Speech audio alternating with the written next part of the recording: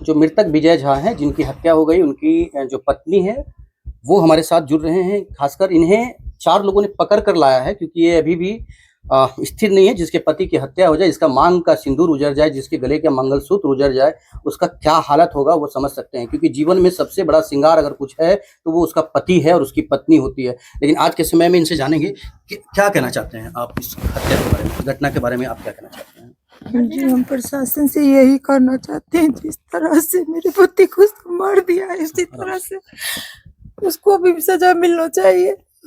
खास करके अमन जी झा को सजा मिलना चाहिए। वो झंडा लहराते इस तरह से करते करते और आगे से चला गया। हम लोग कुछ नहीं कर पाए उसको। हम प्रशासन से यही करना चाहते हैं कि जिस तरह से मेरे पति को तरपा कर मारा है, उसी तरह से उसको भी मारे। क्या नाम हुआ आपका? चंपा कुमार। चंपा है, और बता रहे हैं कि जिस तरह से हमारे पति को मारा है, वैसे ही उसको भी मारे।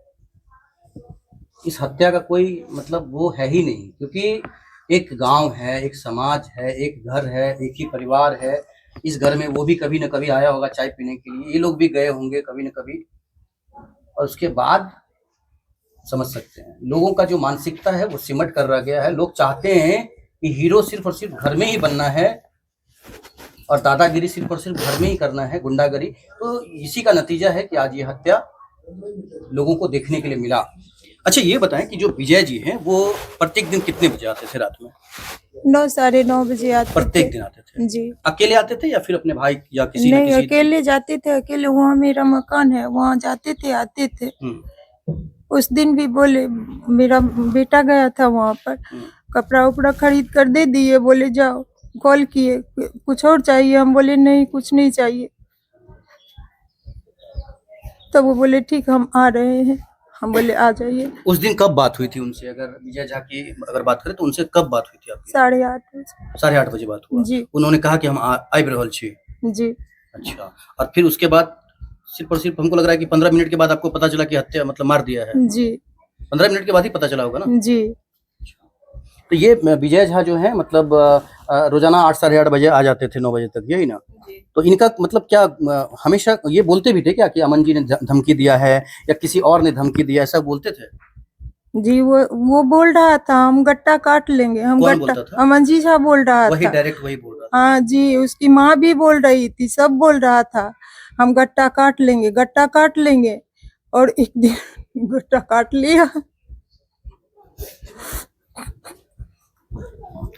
स्थिर हो जाइए। तो फिर मतलब ये बताएं कि जो वो वही धमकी दे रहा था, फोन पे धमकी दे रहा था या सामने कहीं धमकी? नहीं, आगे चलते फिरते बोल रहा था। अच्छा, फोन पर नहीं दे रहा था। किस बात को लेकर के? टैक्स वाला बात लेकर। एक ही बात है और कोई नहीं है? जी, कुछ बात नहीं। कोई लेन देन कुछ नहीं? कोई कुछ नहीं है, सिर्फ टैक्स वाला बात है। इनका जो बात है वो आप सुन रहे हैं। मेन है कि अपराध जो होता है वो जब हम, ऐसा तो लग रहा है कि उस दिन या उससे पहले बकजक तो जरूर हुआ होगा, कुछ ना कुछ बकजक हुआ होगा। एग्रेसिव मोड में हत्या हुआ है। घटना तो 2 महीने पहले का है ही, लेकिन ये एग्रेसिव मोड में हत्या हुआ है। जो भी हुआ है जघन्य हुआ है, चारों तरफ इसका चर्चा है। लोग चाहते हैं कि ऐसे लोग समाज से हट जाए जो दूषित करते हैं समाज को। देखते रहिए जगजीत के साथ।